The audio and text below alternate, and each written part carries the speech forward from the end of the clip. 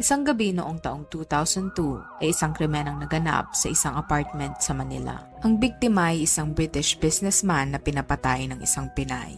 Sino ang businessman na ito at ano ang nangyari sa kanya? At bakit kaya ito nagawa ng Pinay sa kanya? Welcome to Tagalog Story Files. Kung ikaw ay mahilig sa mga kwentong krimen, ay huwag kalimutang mag-subscribe. Huwag din kalimutang i-on ang notification bell para maging updated ka sa mga susunod naming videos. Isang lalaki ang inilarawan ng mga nakakakilala sa kanya bilang isang mabait, masiyahin at palabirong tao. Siya ay kinilalang si Stephen Alson Davis. Si Stephen ay lumaki sa Nottingham, England sa pangangalaga ng kanyang ina na si Margaret Davis. Tatlo silang magkakapatid at siya ang panganay. Lumaking masiyahin si Stephen, ngunit nang siya ay tumungtong ng 14 years old ay may naganap na bumago sa kanilang buhay. Naaksidente ang kanyang ama at ito ay binawian ng buhay. Ang masayahin at malarong si Stephen noon ay naging isang responsableng binata simula nang mamatay ang kanilang ama. Naging matured na daw ito at siya na ang tumitingin sa kanyang pamilya. Nang mamatay ang ama nila Stephen, ay may nakilalang muli ang kanyang ina na di kalaunan ay naging nobyo nito. Ang nobyo ng ina ni Stephen ay kinilalang si Alan. Naging mabait naman daw si Alan kay Margaret at sa mga anak nito. Mas naging madali daw ang buhay nila lalo na para kay Stephen dahil may tumatayo ng ama para sa kanila. Naging maayos daw ang relasyon ni Alan bilang stepfather para kay Stephen. Ngunit pansin daw ng pamilya ni Stephen na malaki ang pinagbago nito. Lagi daw itong nasa bahay at nagko-computer. Madalas daw siyang sabihan ni Alan na lumabas ng bahay at enjoy ng buhay, pero tila mas gusto daw nito na manatili na lang sa bahay. Nang si Stephen ay makapagtapos ng pag-aaral, siya ay nagkaroon ng trabaho na related sa computer sa Nottingham. Nang siya ay tumungtong ng 21 years old, siya ay inoferan ng magandang trabaho ng kanyang kumpanya. Pinangakuan siya ng kanyang kumpanya ng mataas na sahod, ngunit kailangan niyang lumipat sa Hong Kong para doon magtrabaho. Ayon sa ina ni Stephen, ay hinikayat niya ang kanyang anak na tanggapin ang trabaho dahil kayang-kaya niya iyon. Kaya't di kalaunan ay tinanggap niya ang job offer. Lumipat si Stephen sa Hong Kong para doon magtrabaho. Dahil trabaho at bahay na lang umiikot ang buhay ni Stephen, kaya humanap ito ng magiging hobby niya. Hanggang sa nakahiligan niya ang pagpapalipad ng single aircraft. Sumali siya sa isang flying club sa Angeles, Pampanga. Bumabiyahe siya ng halos 2 oras para makapunta sa Angeles mula sa Hong Kong. Dahil sa pagsali niya sa flying club at sa pananatili niya sa Angeles, ay marami siyang nakilalang Filipina. Base sa katrabaho ni Stephen, ay maraming nagkakagusto sa kanyang Filipina dahil malaking lalaki daw siya, maputi at blonde ang buhok. Bukod doon, ay palabiro daw ito sa mga nakikilala niya kaya naman marami ang nabibighani sa kanya. Sa pananatili ni Stephen sa Angeles, ay may nakilala siyang isang babae. Ang babae ay kinilalang si Evelyn Bohol. Si Evelyn ay mula sa Daram, Samar, isang malayong isla sa Pilipinas. Mahirap ang pamumuhay sa isla na ito dahil walang malinis na tubig at kuryente. Laki sa hirap si Evelyn, kaya sa edad na 13 years old ay kinailangan na nitong magtrabaho para kumita ng pera. Nakahanap ng trabaho si Evelyn sa Angeles, Pampanga. Kailangan niyang bumiyahe ng halos 2 araw sakay ng bangka at bus para makapunta sa Angeles mula sa Daram, Samar. Si Evelyn ay nakahanap ng trabaho sa Walking Street sa Angeles. Ang Walking Street ay kilalang sex capital ng Pilipinas. Sa lugar na ito ay maraming bar. Karamihan sa mga nagtatrabaho sa mga bar na ito ay menor de edad. Ngunit para makapasok sila ay inililihim nila ang tunay nilang edad, katulad ng ginawa ni Evelyn. Ang naging trabaho ni Evelyn sa bar ay pagiging isang dancer. May pagkakataon din na kapag gusto siya ng customer ay magbabayad ito ng malaki sa manager nila para maiuwi siya at may mangyari sa kanila. Ayon sa kapatid ni Evelyn na si Gina Bohol Butas, ay nahihiya umano ang kanyang kapatid sa trabahong pinasok nito. Hindi daw nito matanggap na ganoon ang kanyang trabaho, kaya naman minsan ay gumagamit pa daw ito ng ipinagbabawal na gamot para magkaroon ng lakas ng loob para pumasok sa trabaho. At isa lang ang way para makaalis sila sa ganoong trabaho. Yun ay kapag nagkaroon sila ng mayaman na foreigner na karelasyon. Ganoon ang nangyari kay Evelyn. Nagkamabutihan sina Steven at Evelyn at di kalaunan ay naging magkarelasyon sila ni Steven. Sa unang kita pa lamang umano ni Steven kay Evelyn ay nabighani na siya dito. Binayaran umano ni Steven ang amo ni Evelyn ng 500 pounds para makaalis na ito sa trabaho at hindi na muling bumalik. Ayon sa tiyahin ni Evelyn na si Imelda Marabe ay nabanggit daw ng kanyang pamangkin na mabait si Steven at gwapo. Bata pa daw ito kagaya niya at marami daw itong pera. Base naman sa interview sa ina ni Steven, ay disappointed daw siya nang malaman na pumatol ang kanyang anak sa isang bayarang babae. Ngunit inintindi na lang daw niya ito dahil kaawa-awa daw ang sitwasyon ng mga kababaihan na ganoon ang trabaho. Hindi daw nararapat sa kanila ang ganoong trabaho dahil magaganda sila. Dagdag pa niya na kung may kakayahan daw siyang ialis sa mga menor de edad na kababaihan sa ganoong sitwasyon ay gagawin niya dahil nasasaktan siya bilang isang ina. Matapos makaalis ni Evelyn sa bar na kanyang pinapasukan, ay dinala siya ni Steven sa Hong Kong para doon manirahan kasama niya. Bumisita din ang ina ni Steven na si Margaret sa Hong Kong at doon sila unang nag-meet ni Evelyn. Si Evelyn ay 17 years old nung maging magkarelasyon sila ni Steven. Mas matanda sa kanya ng 10 taon si Steven. Ayon sa ina ni Steven, na makilala niya daw si Evelyn ay alam niya na kung bakit ito nagustuhan ng kanyang anak. Si Evelyn daw ay isang tahimik at magalang na dalaga. Dahil sa labis na pagmamahal ni Steven kay Evelyn, ay inaya niya itong magpakasal. Kaya't noong March 20, 1997 ay nagpakasal ang dalawa. Kabado daw si Evelyn nung araw ng kanilang kasal pero hindi niya raw malilimutan ang araw na iyon dahil isa iyon sa maliligayang araw ng kanyang buhay. Nagkaroon pa nga daw ng problema habang sila ay kinakasal dahil hindi mabasa ni Evelyn ang vows dahil hindi siya nakapag-aral. Ayon kay Margaret, ay kampante daw si Steven na hindi siya iiwanan ni Evelyn dahil siya ang provider sa kanilang dalawa. Kung wala daw siya ay walang bubuhay kay Evelyn. Nang matapos ang kasal ni Evelyn at Steven, ay nagpunta sila sa Pilipinas para doon mag-honeymoon. Sila ay nagpunta sa Puerto Galera at isinama din nila ang magulang ni Steven. Sa kanilang pagbabakasyon sa Pilipinas ay may napansin daw ang magulang ni Steven. Base sa kanila ay binibigay ni Steven ang lahat para kay Evelyn, ngunit hindi daw iyon ginagantihan ni Evelyn. May pagkakataon pa daw na habang naglalakad sila ay sinusubukang hawakan ni Steven si Evelyn, ngunit lumalayo daw si Evelyn sa kanya. Ngunit kung si Steven ang tatanungin, masaya naman umano ang kanilang relasyon. Gusto daw ni Steven na si Evelyn ang maging ina ng kanilang mga anak. Di kalaunan ay natupad ang gusto ni Steven. Nagkaroon sila ng anak na babae at pinangalanan nila itong Jessica. Makalipas ang 2 taon ay nasundang muli ang kanilang anak. Pinangalanan naman nila itong Joshua. Nang manganak si Evelyn sa bunso nilang anak ay napagdesisyonan nilang lumipat at manirahan sa Angeles, Pampanga. Kaya't bumiyahe sila mula Hong Kong papuntang Angeles. Nag-rent sila sa isang pinakamahal na paupahan. Si Steven ay kumikita ng 60,000 pounds a year o kung i-convert sa Philippine peso ay nagkakahalaga ng humigit kumulang 4.3 million. Binibigyan ni Steven si Evelyn ng 1,000 pounds o mahigit 71,000 buwan-buwan. Simula na magkaanak umano sila ay nagbago na si Evelyn. Naging tamad umano ito dahil imbis na asikasuhin ng kanyang mga anak ay inaasa niya na lang iyon sa mga katulong. Lagi na lang daw itong nakahiga sa kama at panay ang utos sa mga katulong. Ayon sa tiyahin ni Evelyn na si Imelda ay nagbago umano ang ugali ng kanyang pamangkin. Naging mataas na daw ang tingin niya sa kanyang sarili dahil mayaman na siya. Lagi daw niyang bukang bibig ang pera at minamaliit na rin daw niya ang kanyang mga kamag-anak. Dahil likas na matulungin si Steven ay tinutulungan niya rin maging ang pamilya ni Evelyn sa Samar.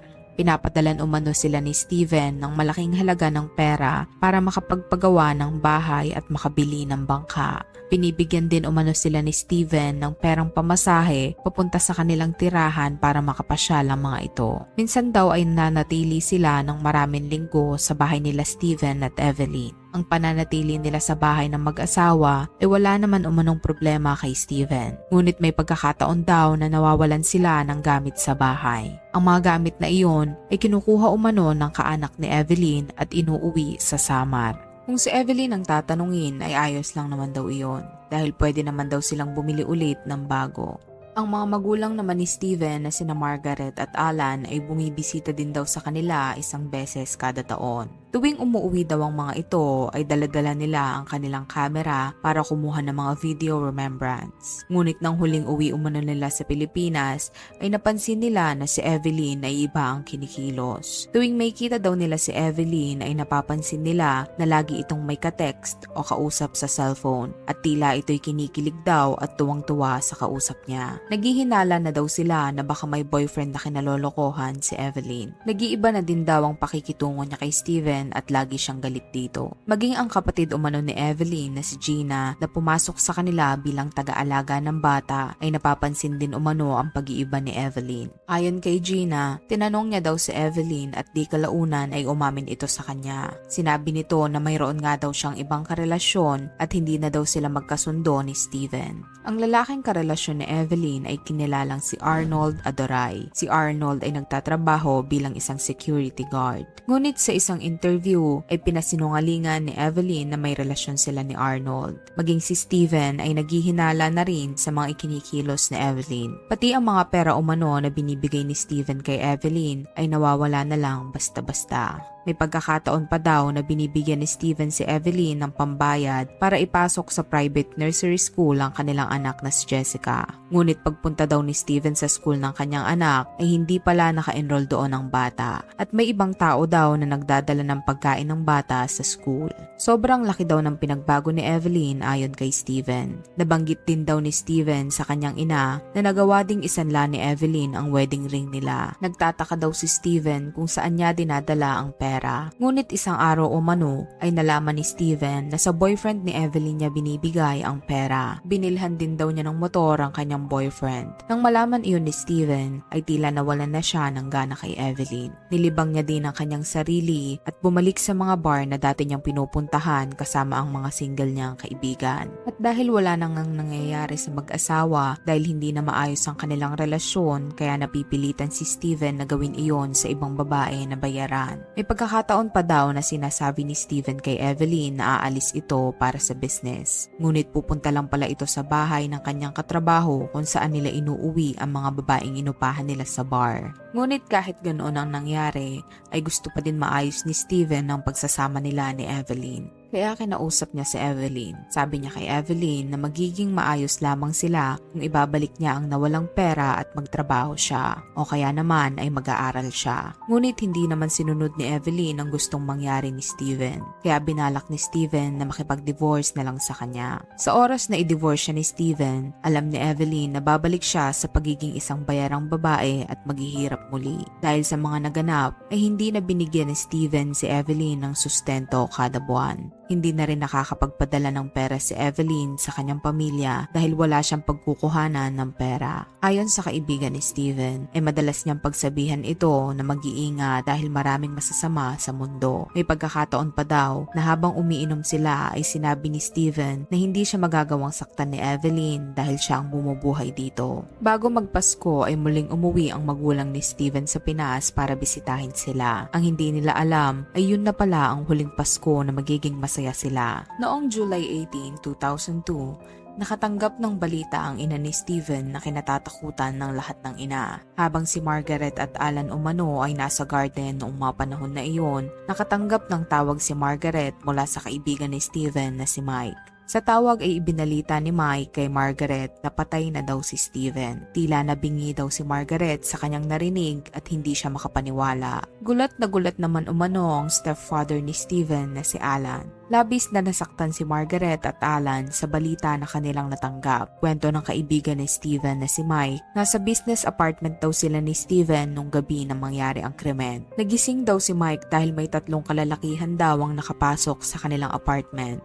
Tinutukan daw ng baril si Mike sa ulo at nagtanong ang isa sa mga lalaki kung siya ba yon. Sumagot naman daw ang isang lalaki at sinabing hindi. Kaya agad nilang binitawan si Mike at pumasok sila sa kwarto kung saan naroon si Steven. Nagulat na lang daw si Mike nang marinig niya ang sigaw ni Steven sabay pagputok ng baril ng 4 na beses. Nang matapos daw barilin ng 3 kalalakihan si Steven ay agad umalis ang mga ito. Dali-dali naman umanong pinuntahan ni Mike si Steven at doon niya nakita ang katawan nito na nakahiga at duguan. Sinubukan niya pa raw tignan kung buhay pa ito, ngunit wala na daw itong pulso. Agad daw lumabas si Mike para humingi ng tulong sa mga kapitbahay at nagpatawag ng mga pulis. Sa galit daw ni Mike ay ipinagsigawan niya daw sa mga kapitbahay na pinapatay ni Evelyn si Steven. Ayon naman sa ina ni Steven, wala umanong matibay na ebidensya na si Evelyn ang nagpapatay. Ngunit siya lang daw ang taong pinaghihinalaan nila na may motibo na magpapatay dito. Alam daw nila na ignorante at arogante si Evelyn, ngunit hindi daw nila inaasahan na kaya nitong magpapatay ng tao. Agad-agad naman pumunta sa Pilipinas sina Margaret at Alan nang malaman ng nangyari kay Steven. Nang makarating umano sila sa burol ni Steven, ay agad nilang nilapitan ang kabaong ng anak. Nakita daw nila si Evelyn, ngunit hindi man lang daw ito lumapit. Nakaupo lang daw ito na parang walang nakita. Hindi rin daw nila ito nakitang umiyak at malungkot. Tinanong pa daw siya ni Evelyn kung nakita niya ba si Mike, ngunit ang sinagot ni Margaret ay hindi. Halos si Mike daw ang bukang bibig ni Evelyn habang nakaburol si Steven. Doon na daw nagsimulang magsuspetsa ang ina ni Steven, kaya't naglabas na daw ito ng notebook at doon niya sinulat ang lahat ng pinag-uusapan nila ni Evelyn. Sa pagkamatay ni Steven ay nagsimulang mag-imbestiga ang mga otoridad. Ngunit tila nababagalan ng pamilya ni Steven sa pag-usad ng investigasyon. Ang unang teorya ng mga otoridad ay maaring pinatay si Steven ng isang taong konektado sa kanilang kumpanya. Kaya naman pumunta sila sa kumpanya na pinagtatrabahuhan ni Steven at in-interview ang mga katrabaho nila. Ayon sa kanila ay mabait naman daw si Steven at wala naman itong nakakaaway doon, kaya't napagtanto ng mga otoridad na wala sa kumpanya ang pumatay kay Steven. Dahil tila nababagalan ang ina ni Steven sa pag-usad ng investigasyon, kaya nag-imbestiga na din siya para mas mapabilis ang paghuli sa pumatay sa kanyang anak. Ayon sa kanyang ina ay hindi umano ito babalik ng UK hanggat hindi nahuhuli ang pumatay sa kanyang anak. Nag-hire si Margaret ng isang private investigator na dating pulis. Ayon sa private investigator ay umiiyak si Margaret na humingi ng tulong sa kanya na mahuli kung sino ang pumatay sa kanyang anak. Dahil doon, kaya naman desidido ang private investigator na mahuli ang salarin. At dahil si Evelyn ang pinaghihinalaan ng ina ni Steven na pumatay sa kanya, kaya doon nag-focus ang investigador. Binabantayan ng investigador si Evelyn sa loob ng 24 hours. Doon nakita ng investigador na mayroong dalawang lalaki na madalas bumisita kay Evelyn. Ang isa ay ang boyfriend ni Evelyn na si Arnold at ang isa naman ay ang kaibigan ni Arnold na kaparehas niya ring security guard. Ang impormasyon na iyon ay ipinagbigay alam ni Margaret sa mga otoridad. Ipinatawag naman ng mga pulis ang mga lalaking iyon at iniharap kay Mike para ma-identify niya kung sila ba ang pumasok sa apartment nila at pumatay kay Steven. Positibo namang kinumpirma ni Mike na iyon nga ang mga kalalakihan na tumutok ng baril sa kanya at pumatay kay Steven. Alam ni Margaret na delikado ang buhay nila sa Pilipinas dahil kilala sila ng isa pang kaibigan ng mga akusado. Ngunit ayon kay Margaret ay hindi siya aalis ng Pilipinas hanggat hindi niya nakukuha ang mga apo niya kay Evelyn. Nais niyang makuha si Jessica at Joshua at dalhin sa ibang bansa para doon manirahan kasama nila ni Alan. Ayon kay Margaret, hindi daw dapat lumaki ang mga apo niya sa pangangalaga ni Evelyn dahil mapanganib na tao ito. Kaya't nakiusap si Margaret kay Evelyn na hihiramin niya ang apo niyang si Jessica sa weekend. Pinahiram naman ito ni Evelyn sa kanya. Makalipas ang ilang araw ay bumalik na sa England si Margaret kasama ang 3 years old niyang apo na si Jessica. Masakit para sa kanya na iwan ang apo niyang si Joshua ngunit wala siyang magawa. Iyon daw ang pinakamahirap na desisyon na kanyang ginawa. Ayon kay Margaret ay halos nagawa niya na ang lahat ng dapat niyang gawin sa Pinas. Nakuha na umano niya si Jessica, nakuha ang passport para sa mga bata at maging ang abo ng katawan ng kanyang anak. Naipakulong na din niya ang dalawa sa mga pumatay sa kanyang anak. Sa mga panahon na iyon ay pagod na din daw siya. Pagod na ang katawan niya, maging ang puso at kanyang isip. Ang susunod na gusto niya daw gawin ay ang makuha ang kanyang apong lalaki na si Joshua na nasa pangangalaga ng magulang ni Evelyn. Kaya't pinapunta ni Margaret ang private investigator niya sa magulang ni Evelyn para kumbinsihin ang mga ito na ibigay ang bata kapalit ng 200 pounds o nagkakahalaga ng mahigit 14,000 sa Philippine peso.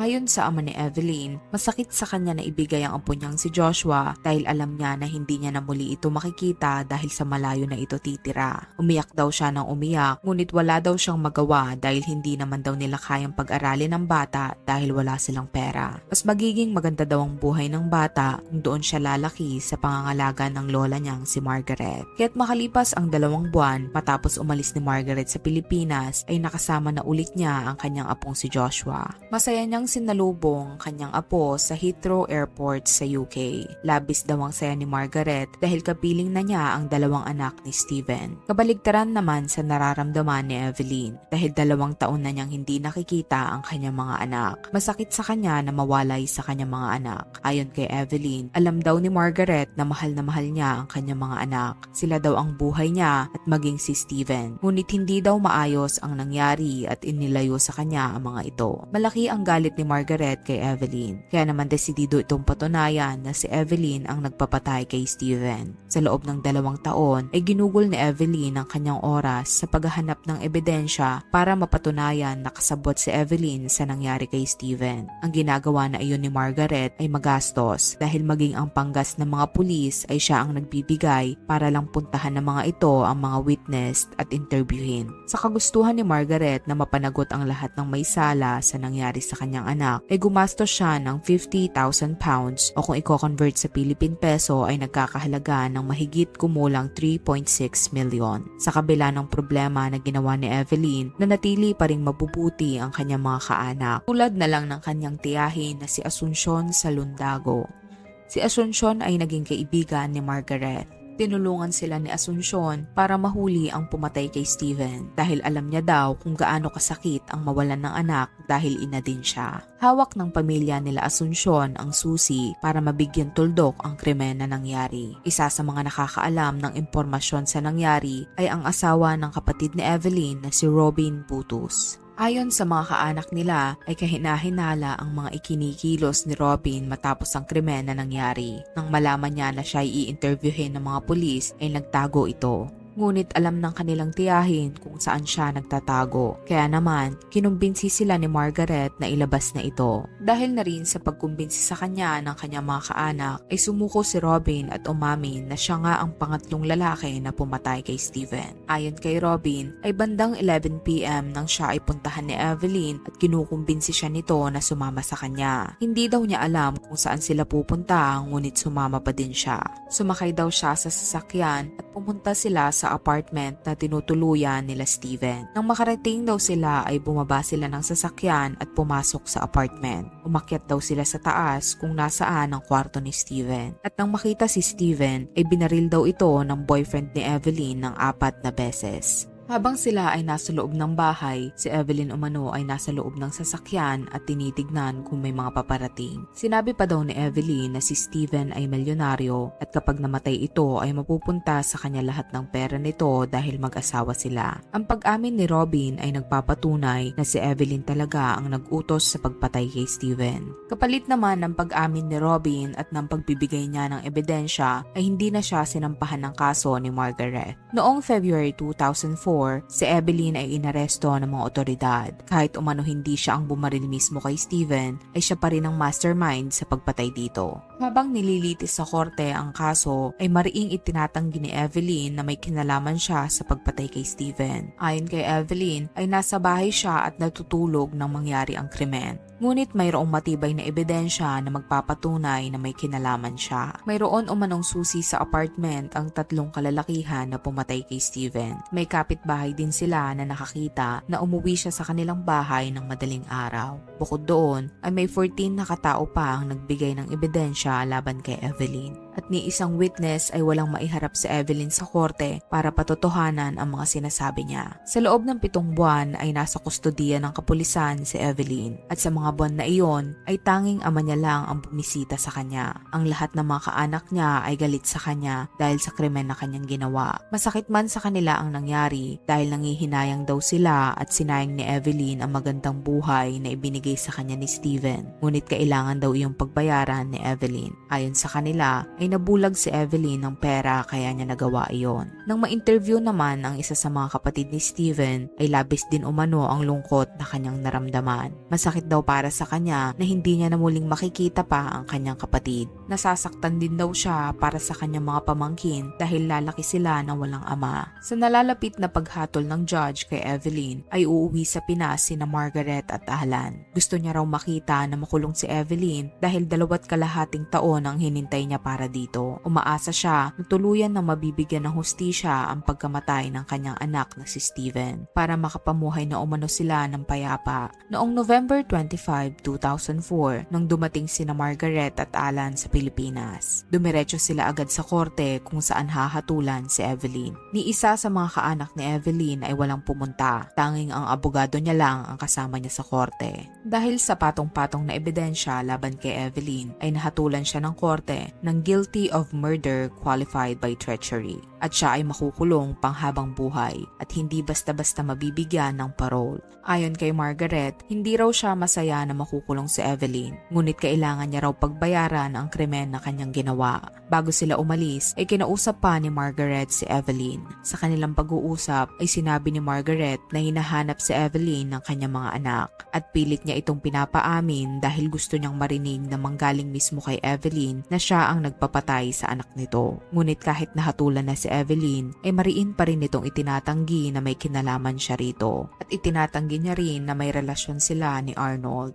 Nabanggit din ni Margaret na minahal niya si Evelyn bilang anak pero ganoon pa rin ang kanyang ginawa. Pinakita pa ni Margaret ang mga drawing ng anak ni Evelyn sa kanya para kahit papaano ay maibsan ang pangungulila niya sa mga ito. Idinagdag pa ni Margaret na hindi siya galit kay Evelyn. Awa umano ang nararamdaman niya para dito. Naawa siya dahil sa kulungan natatanda si Evelyn habang ang mga anak niya ay masayang namumuhay. Sa huli, nanaig pa rin ang pagiging mabuting tao ni Margaret sa kabila ng ginawa ni Evelyn. Sinabi niya na lagi niyang padadalan ng litrato si Evelyn habang lumalaki ang mga bata.